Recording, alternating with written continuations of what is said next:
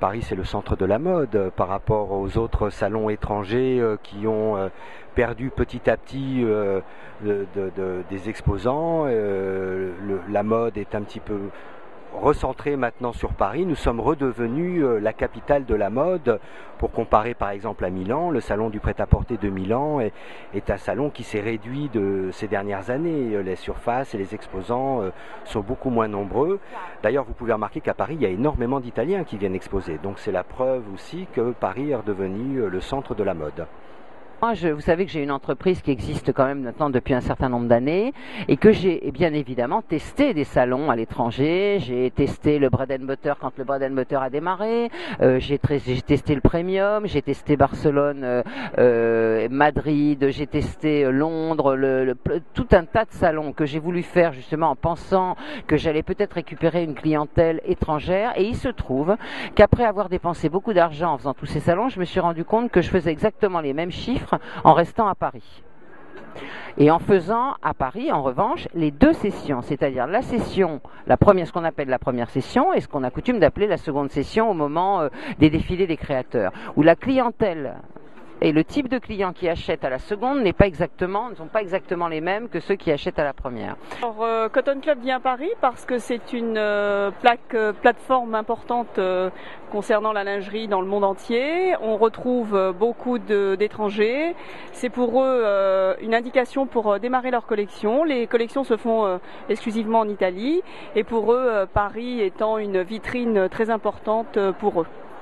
Bon, déjà, on est une marque française. On est présent dans une vingtaine de pays. On fait des salons partout dans le monde. Ça serait le diable si on n'était pas présent à Paris. On est présent à Paris depuis maintenant le début de la marque, c'est-à-dire plus de 20 sessions.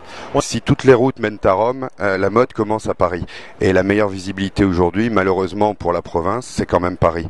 Et je pense que c'est un bon point d'ancrage, c'est un bon point de rendez-vous en tous les cas qui doit devenir récurrent. Decode est une marque internationale, globale. Donc nous ne voulons pas nous présenter comme une marque du Portugal. Nous sommes une marque de l'Europe, du monde. Et Paris étant la capitale de la mode, on doit y être présent, sinon on n'existe pas pratiquement. On présente notre offre à Paris parce que c'est un salon donc international, ce qui nous concerne moins en tant qu'agent français, mais c'est surtout un salon national qui pour nous est intéressant pour avoir de nouveaux contacts et développer notre marque à travers la France. Géographiquement parlant, tout se fait sur Paris. C'est un bon moyen de centraliser la plupart de nos détaillants. Nous, on a besoin de lisibilité. On est une marque qui est représentée sur toute la France. Donc la meilleure lisibilité qu'on puisse donner à notre marque, c'est sur une ville comme Paris. Paris doit rester cette capitale, bien que comme je l'ai dit, elle est attaquée par plusieurs autres villes, mais tout doit se passer à Paris, tout se passe à Paris de toute façon.